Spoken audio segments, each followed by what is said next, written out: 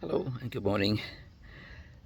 People don't always really quite get what looks like my politics, which doesn't bother me at all. But essentially, I have a kind of sort of anti-politics, really, in that I want politics out of people's private lives. I want politics out of our art. I want politics out of sex and sexuality. I want politics out of all sorts of things which I think are far too important to have politics in them. That's probably one of the biggest things I kind of care about, really. You know. Now, of course, there's going to be people that I would, at any particular time, like support this person rather than that person, or what have you. But politics, I consider to be a quite humble affair, or it should be. Yeah, it shouldn't be the repository of meaning, or of ethics, or of value, or of these sorts of things. Yeah, pretty much is just managing stuff reasonably so that we can get on with the important parts of living and creating stuff and doing stuff. And so in that way, if I had a politics, it would be an anti-politics. It's like keep them out of our lives as much as possible, really, because the important stuff in life is far more important, yeah, and politics is never that.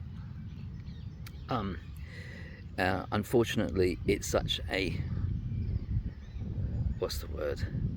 It's such a fractious area. It's so troublesome, and so of course it draws a lot of attention to itself.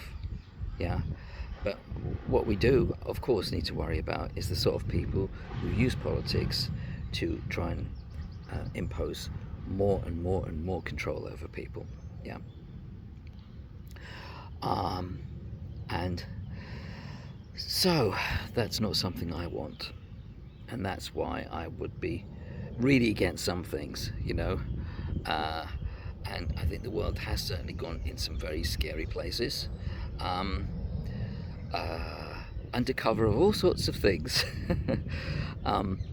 And inevitably, because I want politics out of all the important things like spirituality and sex and creativity and art, I inevitably end up sounding more conservative. And if I am, I am. I don't care.